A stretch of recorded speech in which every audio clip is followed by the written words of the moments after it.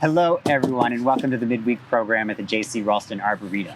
My name is Blake, and I'm the Education Assistant here at the Arboretum, and today we are on the far side of the Arboretum because there's a fence over here. Today we got a program for you all about dealing with deer. We've got our Director of Horticulture, Paige, here. Next to him, we've got our Research Technician, Villani, and we are also joined by our Nursery Technician, Sophia McCusker. We are going to be talking about how to deal with deer. They've become an increasingly big problem, and we're going to explore all the different ways you can cope with it, so it should be a good program. Those of you watching this on YouTube, please like this video and subscribe to our channel, and feel free to leave a comment down below. And with the announcements out of the way, I will pass things over to our horticulture team to tell us how to deal with these deer. All right. As Blake alluded, this is about deer and other four-legged pests, but I think the bulk of what we're going to talk about is deer because that's probably one of the biggest things we get asked questions about. Yeah, and I will say we did get special requests for rabbits and squirrels right off the bat, too. We'll get there. We will, for sure. We'll get there all in good time. Patience is a virtue. This is also, as we were waxing and waning poetically before we started, we've got people here from lots of different stages in their career, and it's always been an issue. From the very first day I started horticulture till today, dealing with deer in the landscape has been a huge issue, and it's only gotten much, much worse as they've become adaptable to our built urban landscapes. This is a very broad topic today. We could spend a lot more time on it than we're allowed. I also want to preface that this is a very emotional topic on both sides. I know a lot of people that feed deer and encourage them in their landscapes, and I think that's a horrible thing to do. And I know people that loathe them more than anything else in this world, and that's also a horrible thing to do, to loathe that deeply. Yeah. But we're not going to solve this problem today. I want to preface that up front so that when you ask questions, there aren't as many barbs in them as there could be. This is the first time that I've been doing midweek that I have had lots of emails to me with topics, with suggestions, with some real life experiences that they've gone through, which is great. Maryland Geist. Marin Gist. We just did this. Foliage. Foliage, Greg. Come on. I'm sorry, Marilyn. She sent me a fantastic email listing her trials and tribulations, and it mirrors mine and a lot of the talking points that I wanted to have. So thank you for that. I read over it too. It was very good. It was very good. Very, very complete and really good. I wish more people had a sense of that than, because we seem like we're repeating the wheel often. Yeah. So I want to talk about some cultural things. We're going to talk about types of damage. What do they eat? What do they not eat? And end with some resources. I will preface this now and at the end, but next week we're going to talk about mostly pest-free plants, so you get a better sense of living, breathing examples and actually get to see them. We're just talking heads today. So the first thing is we're talking about white-tailed deer. For those of you that don't know, this is him and her, Odoculus virginius. I'm giving you some Latin names like we do with our plants. And so we're talking about D-E-E-R, not D-E-A-R, just deer, not to confuse the two. The population has grown significantly over the last 100 years. There's more deer in the United States now than there were 100 years ago. And most of the literature I could find said that the national population is about 30 million. North Carolina ranks in the top 10 for number of deer per state at well over 1 million. And some of that is we have a lot more rural space than a lot of other places. So they're very present. When I lived in Charlotte, I lived in Uptown, and we had deer that walked through our neighborhoods. So they become very, very adapted. Part of the reason that they are so terrible is their ability to repopulate. Deer are polyestrous, which means they will go into heat a number of times through their breeding cycle. I think typically they'll have at least 2 birthing cycles throughout the growing season.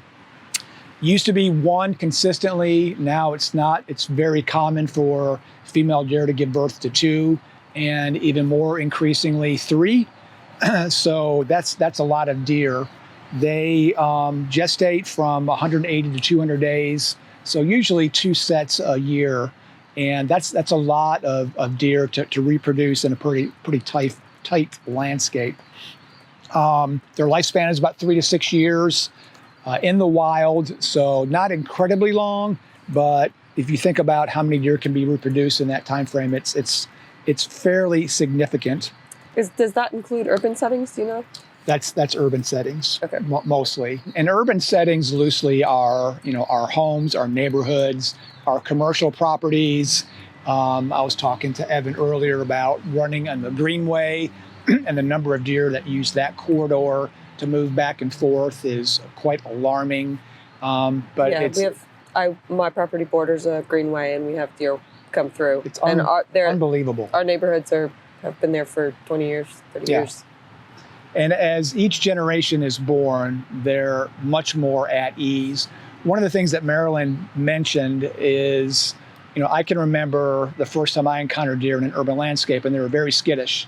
They didn't stick around. They avoided human contact, but they have quickly become adaptable. My very first board meeting I did at the Holden Arboretum outside Cleveland, Ohio, we had deer that were looking into the window while we were doing the board meeting. So they become very adapted to urban situations. And part of that is they're safe. Deer will bed down where they are safe. They'll feed where they're safe. They'll navigate and move.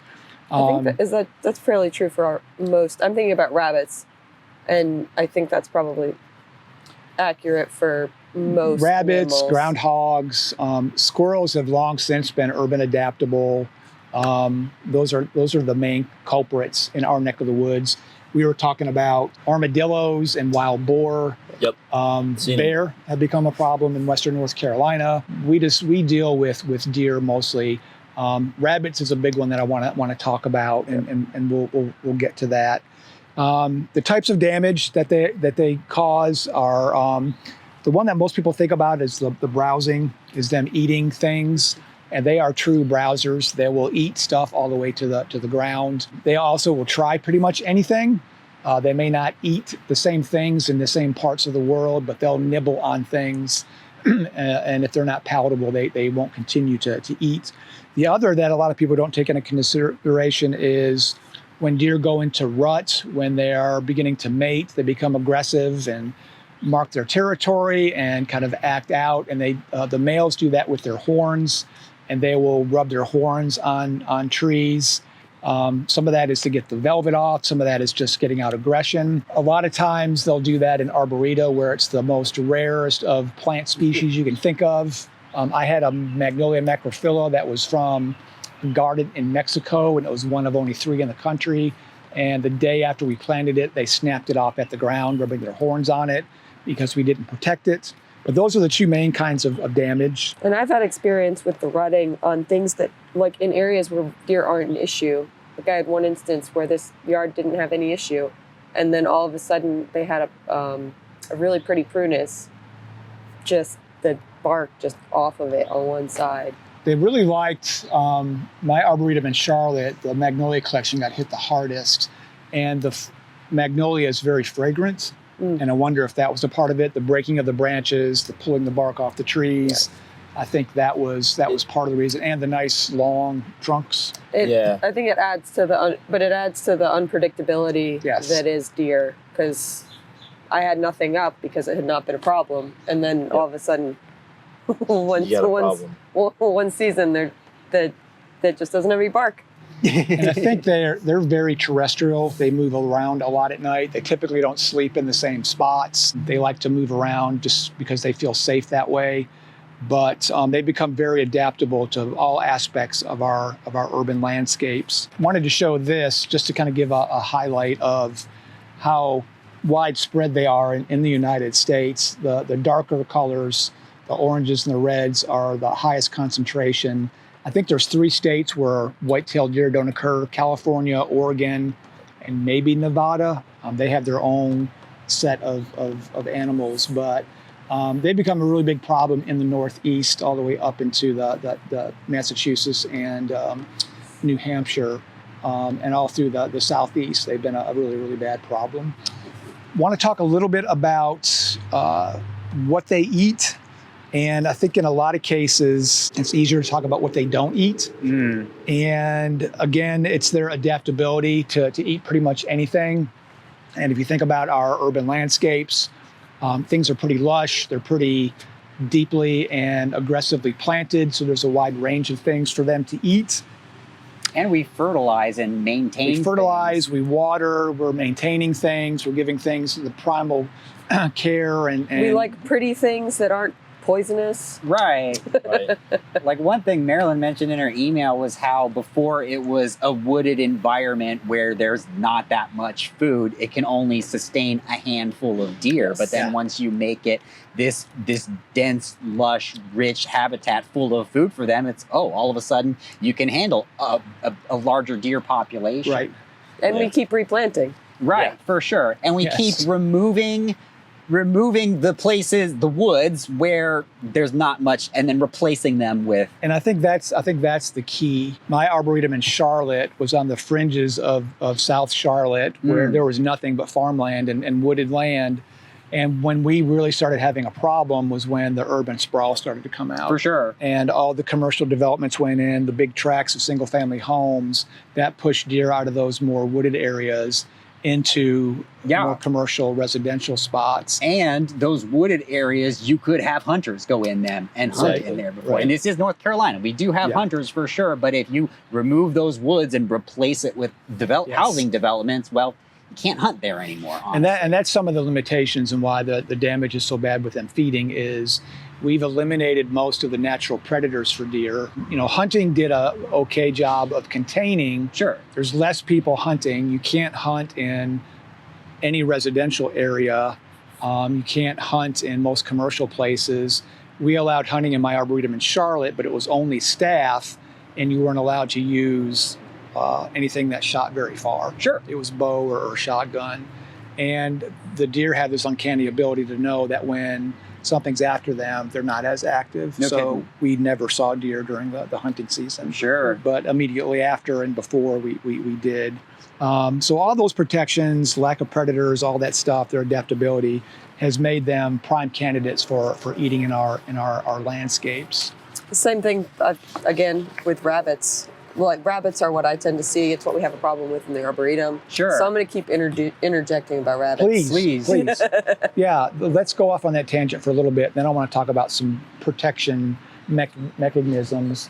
But rabbits have become a problem because of the lack of predators, their adaptability to our urban landscapes. They don't require a whole lot of space to complete their life cycles. I don't know how many litters of babies they have. You didn't look up the gestation on rabbits? I did not. No, there's a proverb to breed like rabbits, Yes. so I think we can just go with that. Well, I know opossums can have, from fertilization to live babies, it's like 30 days. Oh my goodness. It's not very long. I imagine rabbits are somewhere in there too. And they And we mature. protect them too. Like people protect them Yes. when they're breeding in their Yes. yards. And they, it's also an issue with they're becoming friendly because people are feeding them and interacting. Like there's creating not safe that spaces. there's not that respect for We're not a the threat. wild. We're not a threat anymore. And rabbits are super crazy. adaptable, and they eat a whole host of things. It's probably our biggest pest here in the garden. They wreaked havoc on our trial beds last year. I was walking around one night during moonlight down in the berms just to get away from the crowds and had a flashlight, and there were probably 20 rabbits down there. I don't know where they come from. It's this. Sometimes I'll work just a little bit late, and as soon as the garden closes, They're it's everywhere. like they're everywhere. Yeah. It's like a social club. Like this is a meetup. Yeah. A cat. We have one cat. There is one. We have one There is a black cat on site. I don't need think more cats do cats. anything. My cats, I have cats at home. They're not. That's a good point. They- That could lead in to some other pests too, like voles and moles, because cats are good to kind of control them. Let's talk about that for a minute. Go for it, yeah. We don't have voles here, do we? We do on a limited basis, and that was a really bad pest for me in Charlotte. They like an environment where there's lots of leaf litter. They kind of occupy that duff layer, and nice newly planted plants are within their realm, and they can feed on the roots of plants pretty much undetected and unchecked by predators, and their populations kind of explode and kind of ebb and flow. A lot of gardens will have cats in the garden to help control those, but I'm speaking as a dog owner. I think cats can be a little bit lazy. I'm speaking as a 20-pound cat owner who has gotten mice in the garage. For sure. Yes. Bree, the plant lady, is a cat person for Yes. sure, and she will tell you that entitled cats aren't Entitled. They don't do the They're job. very social. Yeah. And they're not going to stay in a garden. Yeah. Snakes do a good job. Cats are good when they're active. Longwood Gardens used to have garden cats to protect some of their garden areas. And those cats always stayed during the maintenance shop where they were getting fed nonstop by a lot of people. But it just kind of speaks to kind of everyday problems with pests in the garden. Voles are terrible. Rabbits are really bad for us. We don't have deer here yet, but I just think it's kind of a matter of time. I think because we've got the interstate here, having this fence is incredibly helpful. They've got to cross a pretty good span to get into the garden, but it's not to say that it wouldn't happen eventually. And I'm glad that we don't have to deal with them. But every other garden I've ever worked at has. Anything else to add about rabbits or voles or? The last thing I had was, why don't you think we have voles right now unless it's an ebb and flow thing? I think there's enough predators in our garden, and it's small enough. We have a pretty good snake population. We've got hawks and owls and other critters that will feed on them. I think we're kind of like a bubble of we actually have a good predator population. And part of the problem I had in Charlotte is we were taking wooded areas and converting them into shade gardens, and those were the first places we started to see the problems. So I think maybe that pest was there, and then we're adding those new plants, those roots. adding those new plants, adding that loose soil, giving them a smorgasbord to feed on and live safely. One of the controls for voles that we've talked about on here a lot, and when I was having problems, I was talking to Mark years ago, and mixing stay-lite into your when you're planting around the root flare, and just using a small gravel the same size works really well. So we actually started to do that where we would stage piles of gravel in the gardens that we were planting in, and we would mix that 3-to-1 with our garden soil as we were planting, just to have it around the plant so that they 3-to-1 or 1-to-3. Less gravel than soil, right? less, yes, 1-to-3. Right, Thank okay. you for checking my math. I figured. Yes. Like, that sounds expensive. That's expensive. That's a lot of stones. It's heavy. It's very heavy, but what that does is they build little galleries that they can navigate protected, and you can't do that if the gravel and it makes the soil that much looser. Heavier, crumbly, yeah. But it affected the watering and the uptake of water. But it was a trade-off. I think because we've got this already kind of built landscape, we're not expanding it. We've got strong barriers on all 4 sides. That's not to say if you went out somewhere and got a couple hundred voles in a 5-gallon bucket and dumped them in the garden, Please don't. they would have a heyday in here. But it's a garden pest that a lot of colleagues of mine have, pretty much all across the country. So how do we keep them out? That's what voles? everyone came here. Everything. Voles. There's no good answer for that. That's a good segue to thank you. Well done, Sophia. Thank Wow. you. Some protection methods, some things that are good avenues to take up if you're trying to protect yourself from deer. And Marilyn brought this up in her email, that a lot of the traditional ideas and traditional cures don't work anymore, and people keep rehashing them on social media. So Irish Spring soap Sure. doesn't do any good to I've never control actually deer. heard that one. I've heard the human hair, and I've heard. I've seen bars. I work in residential areas, and I'm like, why are these bars? And so I picked them all up, and they're like, don't put them back. I was like, okay. Yeah, it does. Just put the bars of soap out. I guess the smell. Yes. Yeah. Okay. It doesn't really work. Human hair. Since we have clean. In Human hair Marilyn's doesn't- email, though, she mentioned that 20 years ago, the hair and the soap that did work then. They were afraid of humans when they things were were afraid of humans. strange. Yeah. And they're just not strange anymore. Yeah, for Yeah. sure. They become Well, and I know commonplace. you. I have had really good success with the with the repellents. Yes. Okay. So I must garden and the liquid fence. The thing is, you have to reapply it. If there's sure. heavy rain, you have to reapply it. If you've got really rapid growth, you have to reapply it to new foliage, because once that new growth comes up, if you miss it, or if it rains and you miss it, they can be costly, but that's a cost that we figure into taking care of things here because we have to. We did a trial on a bunch of those in my previous job. One that was really good for us was a product called Buck Off. Be careful how you say that. I've used liquid fence pretty much everywhere I've worked. Yeah. A lot of the ingredients in those that cause the repellency are egg putrescence, which is just a fancy way to say rotten eggs. And I think that's the one drawback, is that the one place I worked, people they don't like the smell because it stinks. It does stink. The I Must Garden brand is essential oil based. I think it still has egg in it, but it is masked by other heavy smells. Yes, which is almost worse. I don't mind it. It's like bathroom The I Must Garden deodorizers. recipe is on point. Yeah. Capiscan from peppers is used a lot. Capsaicin. Capsaicin. Thank you. Foliage. Gist. Gist. Maryland gist. Mm-hmm. It's made from peppers, so it's a detractant because it's hot and they don't like the taste of it. I've used a product that was made from salmon extract, which works really good for rabbits. It's terrible when you spill it on your back. If you're using a backpack sprayer and you bend over to tie your shoe, it comes washing over you. You're very popular with the cats and the dogs, but there's lots of products out there. And as Sophia said, you really have to be judicious about reapplying them. Stay away from some of the home remedies. A lot of times those things aren't safe for you. They haven't been trialed. These things have a lot gone of times they don't work. There are only a few brands that I would say I've used this and it consistently works. Yeah.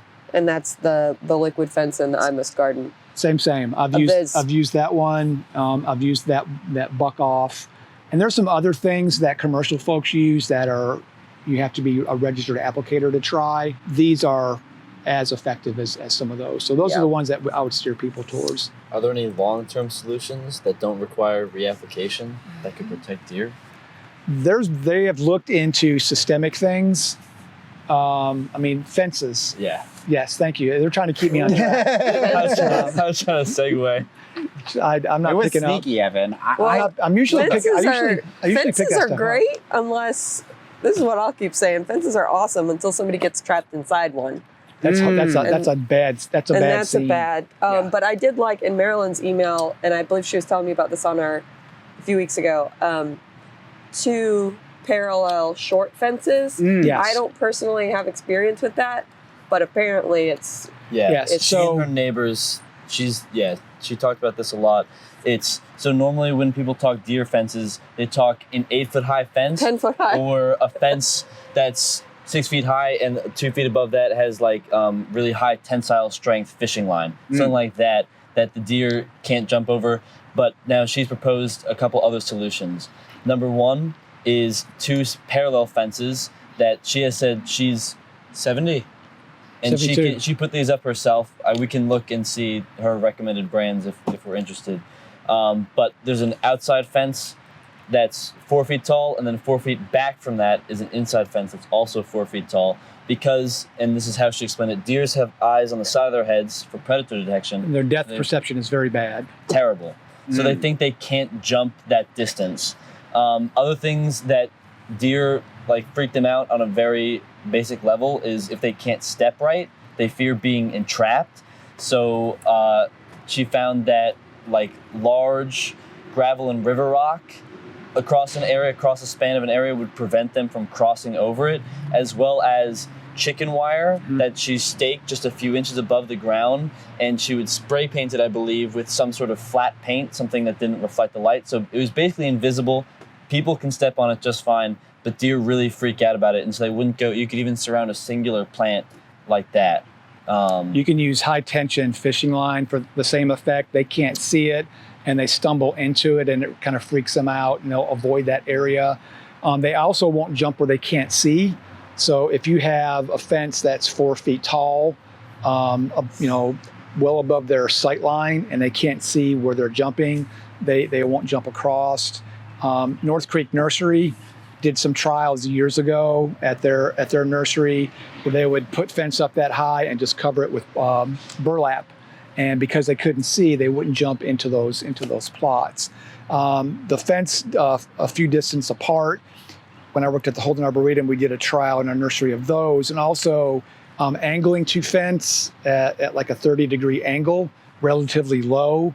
They won't jump that span because it messes up their depth perception. You have to have space to do that. One of the things Marilyn suggested was if you're doing the distance you could plant in the middle of it and make it more attractive, but just have a way to have access to that, to weed and to pick up branches and prune and plant and that sort of stuff.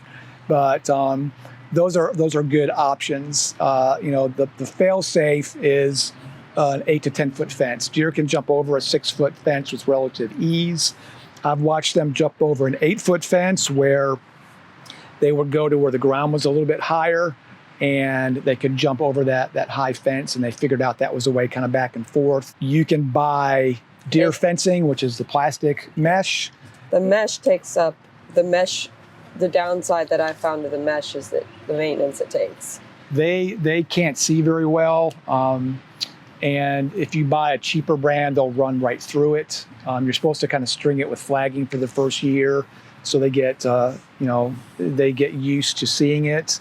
But again, it messes up with their depth perception, and it's high enough that they won't jump over it. But if you're fencing in a couple 100 acres with that fence, and a tree falls in a forest where you can't see it, that's an avenue for them to get back and forth. And then they get trapped inside, which is bad. They get panicky when they get in those types of situations, and it's not pretty. I've dealt with a few situations of finding deer in fence, and you kind of have to guide them, spook them to the point where they guide out. But yeah, they just hurl themselves at the fence, and it's unfortunate. It is. Chain link fence works just as good. Wooden fence. All of those are fairly expensive. They are. And I've seen properties I've worked on have had slopes, and with you have to maintain the bottom, because if you don't maintain the bottom on the flexi fence, they find ways to get under. They can go under. The same with rabbits. Yes. Go under. The one that she used was just black plastic deer netting from deerbusters.com, and like Greg said, she flagged it for 6 months, so that at the top of the line, so that the deer began to notice it. And the other thing she notes is that if you have like an aluminum fencing and you expect that to keep out deer, between like each post needs to be less than 4 inches of space, otherwise fawns will get through, and fawns will chew up everything just as bad. Yeah. They're cute, but... So all this to say, there's a million ways to keep them out, but eventually they will probably get in. I think it's worse with rabbits. Rabbits are a lot smaller. Deer have different issues. And even with the fencing, I would have to cage individual plants within that fencing because deer would ultimately get in. We did not have a barricade across our entryway into the Arboretum in Charlotte, so they would walk right down the road and come in. So we would cage things with welded wire cage. We would take 2 posts, cut to size to fit around that, and just anchor it. We had hundreds and hundreds and hundreds of those things that we put out every fall and took up every April because they aren't pretty to look at, but they do work. You can use chicken wire. Mark has talked a lot about using just regular wire and high tensile fishing line. He uses marine grade fishing line. Yes. He got a big spool of it that was recommended by Basil Camus of Leaf and Limb. That's right. Yeah. It's just that you just string it up at deer chest height and they run into it without being able to see it. It spooks them, and they just can't handle that emotionally. I feel like we should put a word of caution out, because all of these things that repel deer will also... They can also trick you. Yeah. Yeah. For sure. Oh, good. Oh, well, that's got nothing to do with... I don't know what that... I think it speaks to the... Sorry.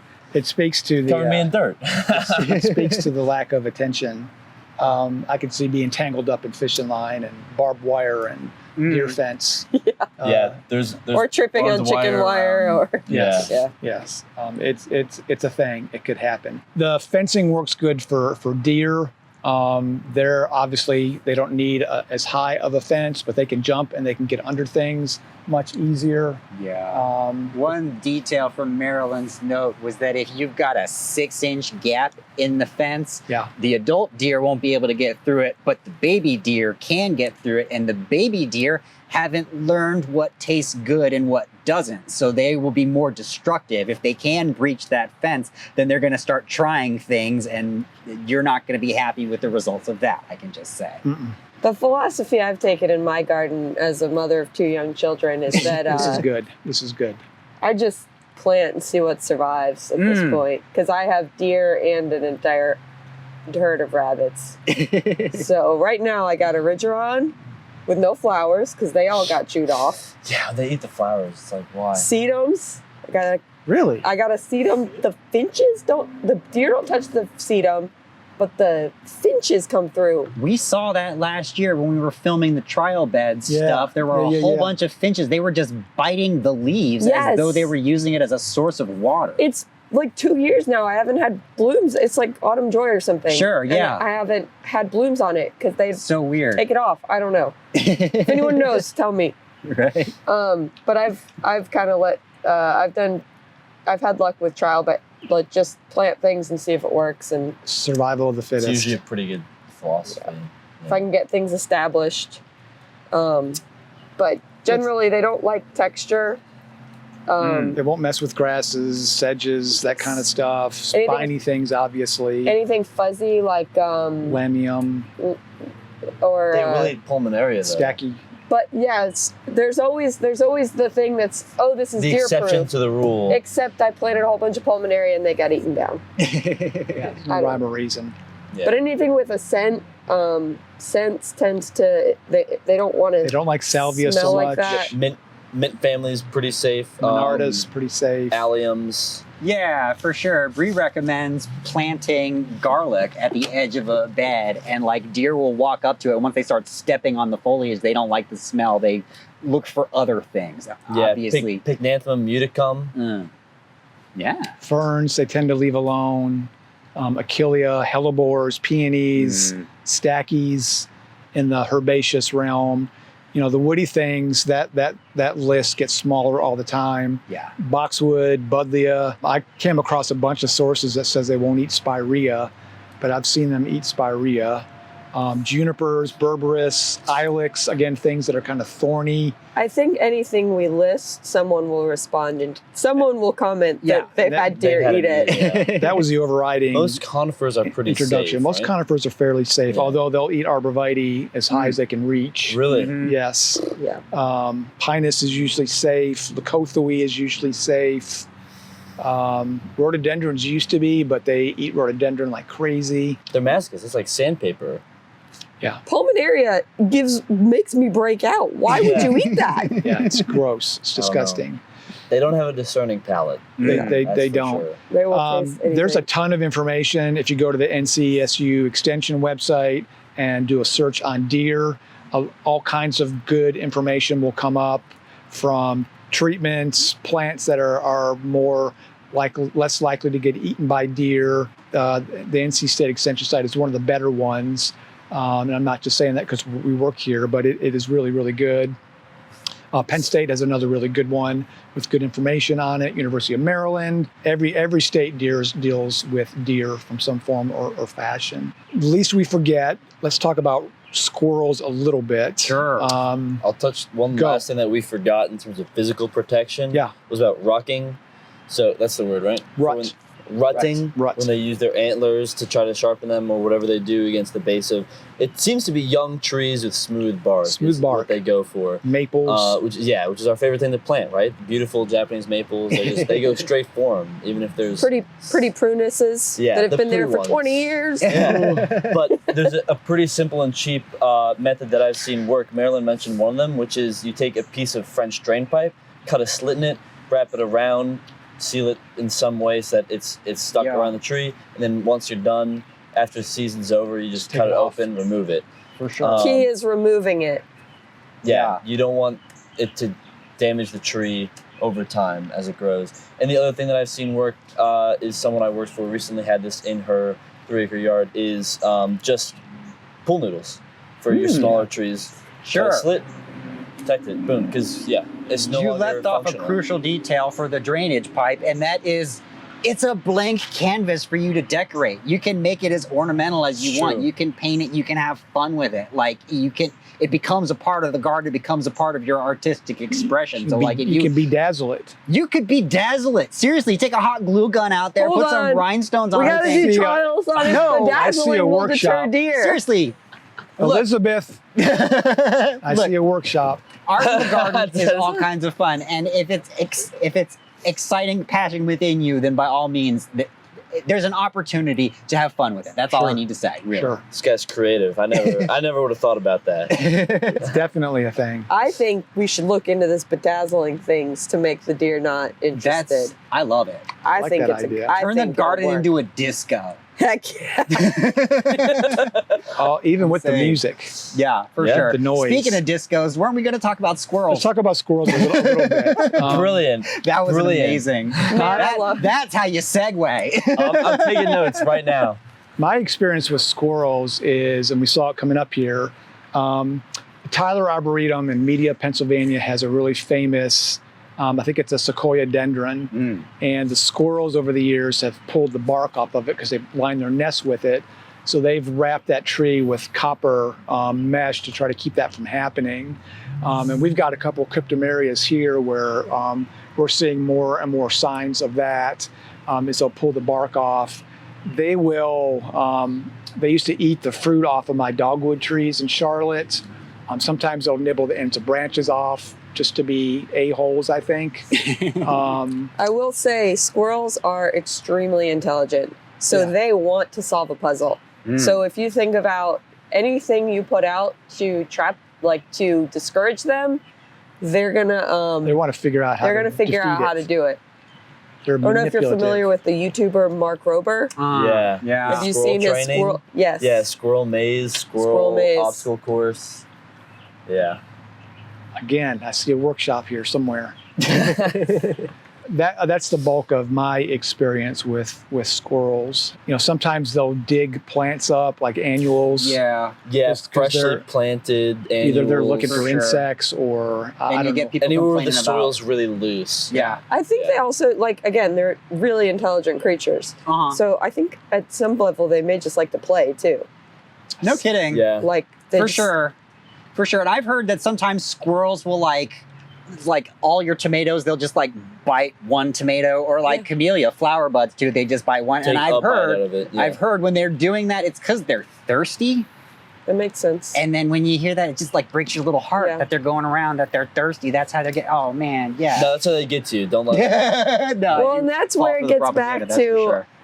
Oh man, if the finches are eating my sedum because they're Yeah. thirsty, they can have it. Those little sweeties, right? Then you gotta look at Yeah. who wrote the article. If it's written by Mr. Squirrel, I'd be a little suspicious. That's fair. There's Yeah. some That is manipulation fair. going on here. But people do complain about squirrels digging up containers a lot too. Yeah. And Yes. Bryce Lane's solution for that is generally you can top dress your container with permatil. And it actually Permatil looks gravel. pretty nice. It's a pretty good decorative element. It's a handsome color, and then they do not want to dig through that. So that Bryce Lane's got an answer for everything. he does. He's been around for a minute. Capsicum, the they don't like spicy, so capsicum is also Capsaicin. Now you're capsaicin. Capsicum is what British people call peppers, That's the and capsaicin is capsaicin's the Is the chemical actual that's chemical. spicy. That's what they Squirrels don't like spicy. We're here to foliage. Squirrels don't like spicy, and I Must Garden also has a squirrel spray. I don't have extensive use with it, but it's a brand I trust. So Sure. Yeah, and it's a local company too. It is They're a local over in company. Chapel Hill, so that's Really? pretty sweet. Yeah, I didn't know that. no kidding. Yeah, it's a local company, and they're doing good products for the world. So Yep. I can abide that. they also Yes. have, is it voles that are bad? Oh sure. Or Yes, moles are good, voles are bad. They also Yeah. have a general. mole spray that I know people swear by. Sure. There sure. you go. let's start exploring questions. Finally. shall we? Oh good. gosh. Yeah. Help. Well, let's start. So Jimmy asked a question. He Jimmy? says, Tony. Yeah. He says that Tony recently highly recommended Trico Pro Deer Deterrent, and it's made from sheep fat. It's sold in large quantities. He wants to know if we have opinions on it for home use, and is it safe for dogs/people? I've never heard of it, but anything that's got fat from an animal in it, I think Yeah. it's going to be something dogs are going to want to consume, No kidding. roll in, Yes. all that kind of stuff. And as for is it safe for people, they can't, like, well, actually in America they can sell it before they prove that it's safe. But however, if it's dangerous for people, you have to buy a license. You have to have a license to be able to purchase it. Like the things that are So available a restricted use Yeah. product. for sure. So if it is restricted use, that well, actually read the label. The label for the product will give you all of the answers to this question. Is it safe for humans and dogs? Yes, if you use it appropriately. What was the name of it? Also, Trico Pro Deer Deterrent. if Never you heard have of to it. buy it in large quantities, if it's not, again, Right. anything with animal fat, I've imagined the egg putrid. Sure. That's all I can think of. Yeah. It and it's probably like, smells worse than no kidding. fried eggs. And maybe it does deter deer, but maybe it attracts raccoons or possums or other fun new pests. Like, yeah. And if you're looking for it in large quantities, like there are other ways than. Well, than if it's only available in large quantities, if it's not available for homeowners, there is probably a reason. no kidding. I just Googled it. It's almost $250 for 2.5 gallons. Jiminy Christmas. I've never heard of it. I'm not familiar with it. Yeah. No kidding. Yeah. Good for deer, rabbits, elk, and moose. Okay. But like again, like this is a repellent that this time of year you're gonna have to be constantly spraying it, and that doesn't sound like it's the kind of thing that's very affordable to be constantly spraying. This feels like something you bring to Canada before your big camping trip. 'Cause You're scared of moose. Yeah, Possibly. honestly. Okay, Don't know anything about it, there you go. But unfortunately. it'd probably attract bear. So Yeah. maybe If it's don't got take fat it in to it, Canada. Yeah. Don't. Bear- At the very Greg's least, got a bad read issue the with label bears. before you use it. How about that? Always read Always. the label. Okay, Jane would like to know a little bit more about voles. So I will take this as an opportunity to share another bit of Bryce Lane's wisdom. Always. Always. So Bryce Lane loves hostas, and you know who else loves hostas? Voles. Voles, that's right. So how does Bryce Lane have, he's got dozens of hostas in his garden. Well, he grows them all in containers. The voles can't get through the containers. He doesn't just have them in containers. He will actually dig out holes in the ground and sink the containers into the ground so that you can't really see the container very well. And what's fun about it is this is hosta. This is a plant that's hardy from zone, it's 2 or 3 to 9. So as far as overwintering, you don't have to worry about it. You just let them go in their little pots outside. They will make it through the cold just fine. And like that's, if you've got voles eating up your roots, like they can't get through containers. So like maybe just have a lot more container plants. That is basically a surefire way to keep the voles out. Does anybody want to add anything else to voles? They really won't chew through plastic. They in my experience, they don't. Yeah. A lot of the controls for them, some people say, is to plant and put in like hardware cloth around Yeah. the root zone. But if that doesn't come up a certain height, they're going to step over and still kind of, Sure. they are like subterranean. They like to make these galleries around Yes. your plants that are covered from the top and protected underneath, not completely in the soil, but just enough that they're protected. So they're feeding and you don't even know it.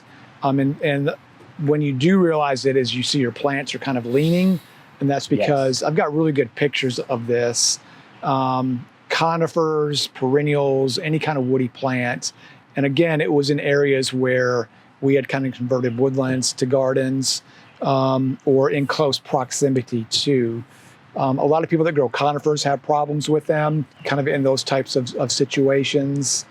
But, most of the repellents that I know of don't do that good of a job. The poisons you can buy are terrible because Please don't poison the voles. other animals will eat those. And I've heard stories of property managers that use poisons, and then they started finding dead owls and dead hawks and dead raccoons on their property because they're attracted to that. And the predators would eat mice that eat that and then ingest the poisons. That's a horrible direction. You can damage the predator. If you have predators, then you risk losing those. Voles are small. They're about this big with short little tails. Yes. Moles are bigger, and moles are subterranean. They are underneath the ground. They build galleries, and they feed on earthworms. And grubs, Japanese beetle grubs. Yep. So they dig these galleries, and the worms come up to the surface of the galleries, and they go through the galleries and just literally feast on the worms. It's disgusting. That's so gross. It's genius. I think it's genius. I mean, I didn't say it wasn't. I didn't say it wasn't. Well, you don't have to eat the worms. They're going to eat the worms. They're bad pests if you're a turf grass lover because they rip up your turf grass. If you kill one, they're very territorial. So you'll have a mole that has this territory, and if you happen to kill it, another one will come in and use the same tunnels. No kidding. And build their own. So they're hard to control. They don't really feed on repelling plants. voles. Yeah, to finish it on that, and correct me if I'm wrong, Yes. but I liked Greg's thought of planting with a 1-to-3 gravel ratio. That sounds effective to me for most small stuff. They can't build their galleries that way. And if you happen to be planting a large tree and this is an investment for you, it would be worth to me going ahead and there was a company that I thought had a good product. I believe it was called Vol King was their product. It seemed pretty effective. It's a biodegradable 10-year mesh net that covers the entire root system. So it's basically protecting the core root system That makes for sense 5 to me. to 10 years. I like the idea of that. Yeah. That's But the roots can go through it. I don't have personal experience, but I know people that swear by they would make boxes again out of hardware cloth, and you plant in the hardware cloth. Yeah, it's basically just a pre-made version of that. Yeah, those are my thoughts. Good thoughts. If you're planting in clay soil, the permatill is actually a really good It's a benefit for too. bad soil too. So Cool. Elizabeth wants to know, what do you do about rats? Which Elizabeth is this? This is not our Elizabeth. Okay. Rats? About rats? Rats, Well, they come from the woods behind their house. please do not use sticky traps. No kidding. Why? Rats aren't going to eat your plants per se. No kidding. Once upon a time, I worked at Pine Knot Farms, and I was starting a bunch of woody plants from seed because I wanted to grow bonsai trees. And I was doing a bunch of pine seeds and sow them out in little pots. We would have mice come in and just take the seeds. They just eat the seeds, and it broke your little heart because they come in and they steal. So what do? You start laying out mice traps to catch the mice that are still in your seeds.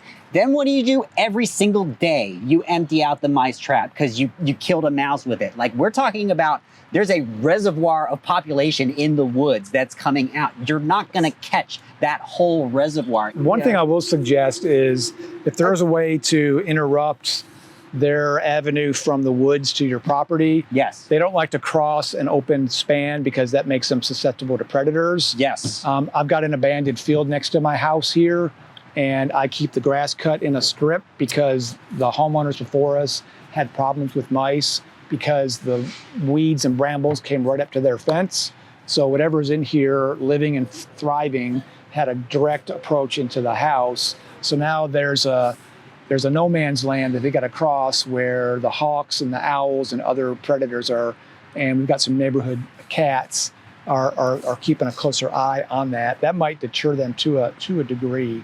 Where you've got large populations in city environments, we used to take care of the World Trade Center trees, and when they first got planted, we had a lot of trees that were girdled by rats because they were using tunnels where the root systems were, and they started to girdle the trees. Wait, did you see a rat king? I I've got pictures. I had to go into some of those tunnels with a headlamp. Oh my gosh. And take away the mesh to keep them away from the trees. My goodness. That's a whole different thing. But I will say with rats, again, you're going to find out I'm a rodent fan. I used to have pet rats. They're cute. Extremely intelligent. somebody dropped Yes. one off here last They're year. extremely intelligent. They're so smart. They use them again, for bomb detection in Europe. For crying Sure. out loud. Same in thing other with countries. squirrels. If you set a trap for them, they're going to try to figure out how to get that peanut butter. We had glue traps in our office at the Biltmore Estate, and the only thing we caught with them were birds, lizards, snakes, chipmunks. I've seen bats on... Glue please, traps are the worst. Please do not use glue traps or poison because they just lead to more problems. No bueno. No bueno. For sure. Okay, Carrie wants to know, as a produce farmer, can I legally kill a deer on my property outside of season if it is damaging my crops? You can and possibly get what's called a nuisance permit if you can determine that the deer is affecting your business in some form or fashion. That's different in different counties of North Carolina. We tried to do that in Charlotte because they were damaging research trees and plants. But because we were in Mecklenburg County, we couldn't get a nuisance permit. Okay. And they're very strict about that sort of thing. Yeah, did she say where she was? No. Okay. I think it'll really depend on where. It depends where on they are. what county you're in, but that's something that I would look into. Yeah. And I'm not sure, like, if there's a certain number, if there's a way to do it, if it's unrestricted. You know, a lot of times that harvesting is done at night. Sure. Because they're easier to take care of at that time frame. But I would look into maybe getting a nuisance permit. For sure. Okay. Mark would like us to restate the chicken wire on the ground. Which mark is this? Not our Mark. Okay. Restate the chicken wire? The chicken wire on the ground solution. Let me see if I can find the actual perimeter. Yeah. I believe it was 4 feet. Yes, so the suspension of a 4 foot wide length of chicken wire laying flat 2 to 3 inches off of the ground, so staked up outside of a fence, will prevent deer from approaching that fence to jump. They do not want to step on any sort of uneven surface. The same goes for large gravel and river rocks. Yeah, they're afraid of having their feet trapped somewhere. So I will see the ankles chicken turned wire. They don't want to step in that because they're not sure if they'll be able to get their feet out. The big riffraff, the rocks, like they don't want to traverse that because their feet might get trapped. That's sort of the thrust behind I it. will say I've heard laying chicken wire flat, and that does not work. Okay. But suspending it is an interesting thing I've never seen. However, that sounds like an awesome tripping hazard. I'm just going to put that out there. And trying to keep the leaves off of it and sticks. I see the science behind it. I think it's maybe it's something you set up for a year so that you can get something established. Actually. Sure. Patricia wants to know, what success has there been with motion-activated noise deterrents? No? I hate them. I You can hate hear it. I can hear every single beep. Yeah. I hate it. You're young. You get older, and those high-pitched noises, they don't hit you the same. I'm not that patient. Yeah. But no, that's a fair point, for sure. Those are ineffective. There's also motion-detected sprinklers. Yes. Those work for a little while, and they eventually get used to that. They do, yeah. You have to move those around if you do use the motion detector, and then you have to let your spouse know that you moved it around because comedy ensues more often than not. I think that's going back to old tricks. A lot of different things will work for a short period of time. And so you it has to be strange. You kind of have to be zen about it and accept that you're just gonna have to adjust it, unless you're willing to build that 10-foot fence and keep them out. I know somebody. Or 2 parallel 4-foot fences. Unless some people don't have the option of that. If you're talking about a small property, you might not be able to build. That might be your whole side yard. Right. And it's like, I think that that's a good takeaway too, is that like different things work for different people in different instances. And it's like, there's not going to be one silver bullet, but there doesn't need to be. There's like a bunch of different approaches you can take to help mitigate the damages you're facing. Well, I think different herds too. I mean, when you go back to the plant lists, different herds have tastes for different things. They're going to not eat one thing, but then this deer over here is going to eat it, and it all goes back to the how heavy is your pressure? You know, do you have babies? Like, there's so many variables. Again, the great statement of horticulture: it depends. It depends. It does depend. And the population is so big now that they've decimated everything naturally they eat in woodlands to where they're desperate to eat anything. Mm-hmm. One thing we didn't mention, two things actually, is, and I couldn't find the statistic, but the number of vehicles that have interactions with deer increases every year. Sure. And millions of dollars in the insurance world because of that. A lot of tick-borne diseases. Yep. Deer are a known carrier of a lot of the ticks that cause Lyme disease and all the other things. That's a huge problem in the Northeast. You know, they're cute and cuddly, but you look at those two factors alone, it's a huge problem that's only going to get worse. But because there's so many, there aren't a lot of food sources in their natural environments anymore. Yeah. So they are drawn to urban environments, irregardless of us being closer to those places. They're safe. There's no predators. There's places to bed down. There's places to have babies, and there's lots of stuff to eat. Yeah. We're just not a threat anymore. No We're not kidding. threatening. Yeah. Jeez. Only to each other. Yeah. Well, Elizabeth sent me a message. Our Elizabeth. She said, I guess there's a part 2 to this one coming up. Oh no. Well, not really, but next week, rather than how to deal with deer, we'll be doing mostly pest-proof plants. So we'll go through the plants that you can put in your landscape to, give a baby deer a stomach ache probably, but, If nothing else. if nothing else. I think also we'll be talking more insect-wise too, I think. Yeah. Disease. I'm not- things that for have sure. disease here for that and one. insect pressure. So I'm not here. we either. may not have solved deer this week, but we'll surely solve it next I week. don't think we're ever going to solve We're it. never gonna solve it. Let's be real. I don't think we're ever going to solve it. Shout out to Marilyn Gist for all your thoughts. Seriously. Honestly, I may turn that email into a PDF that I make available to people because it's good Make a to whole read blog through. post. Yeah, it's good to read through just to see her experience, to see how things have changed for her over the years. She's Very well specifically- thought out. Yeah, definitely. Like I learned a lot from it. So I yeah, do I think too. I will do that. I think It you helped guys- get my thoughts together, so thank you. Yeah, for Yes, sure. thank you. Very much appreciated. But beautiful. That is all of the time that we have for today. So thank you, Greg. Thank you, Evan. Thank you, Sophia. There it is. Okay. Brilliant. This was a lot of fun. So thank you for sharing all of your knowledge and wisdom with us. And thank you, everybody, for joining us on the midweek program today. We will be back next Wednesday at 3. We will be talking about mostly pest-proof plants. So that should be really good. We will see you all next time. Y'all take care.